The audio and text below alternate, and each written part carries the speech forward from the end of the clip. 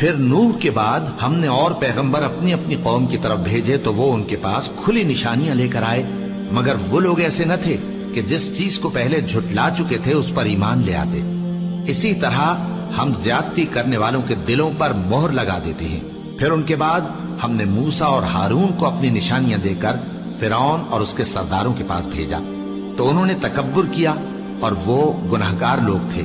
تو جب ان کے پاس ہمارے ہاں سے حق آیا تو کہنے لگے کہ یہ تو کھلا جادو ہے۔ موسیٰ نے کہا، کیا تم حق کے بارے میں جب وہ تمہارے پاس آیا یہ کہتے ہو کہ یہ جادو ہے؟ حالانکہ جادوگر فلاں نہیں پانے کے۔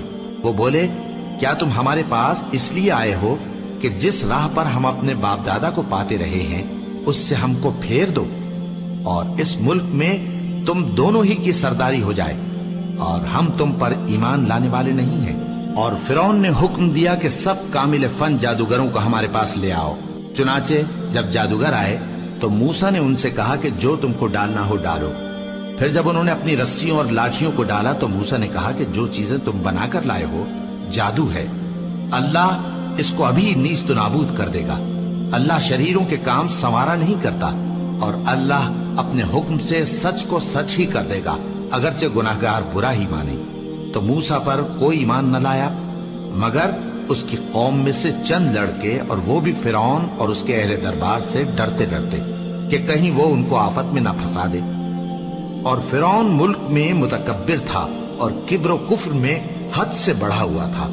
اور موسیٰ نے کہا کہ بھائیو، اگر تم اللہ پر ایمان لائے ہو تو اگر دل سے فرما بردار ہو تو اسی پر بھروسہ رکھو۔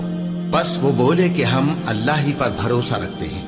اے ہمارے پروردگار، ہم کو ظالم لوگوں کے ہاتھ سے آزمائش میں نہ ڈال، اور اپنی رحمت سے ہمیں قوم کفار سے نجات بخش۔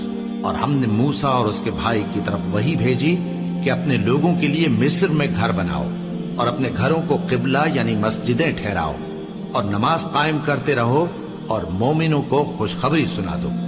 اور موسیٰ نے کہا کہ اے ہمارے پروردگار، تو نے فرعون اور اس کے سرداروں کو دنیا کی زندگی میں بارونق ساز و سامان اور مال و زر دے رکھا ہے، اے پروردگار کیا اسی لیے کہ وہ تیرے رستے سے گمراہ کر دیں؟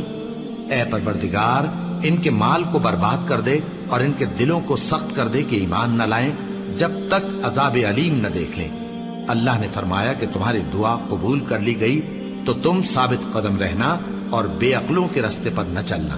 اور ہم نے بنی اسرائیل کو سمندر سے پار کروایا تو فرعون اور اس کے لشکر نے سرکشی اور زیادتی کرتے ہوئے ان کا تعاقب کیا، یہاں تک کہ جب اس کو غرق کرنے والے عذاب نے آ پکڑا تو کہنے لگا، میں ایمان لایا کہ جس اللہ پر بنی اسرائیل ایمان لائے ہیں اس کے سوا کوئی معبود نہیں، اور میں فرما برداروں میں ہوں۔ جواب ملا کہ اب ایمان لاتا ہے، حالانکہ تو پہلے نافرمانی کرتا رہا اور مفسد بنا رہا، تو آج ہم تیرے بدن کو بچا لیں گے تاکہ تو پچھلوں کے لیے عبرت ہو، اور بہت سے لوگ ہماری نشانیوں سے بے خبر ہیں۔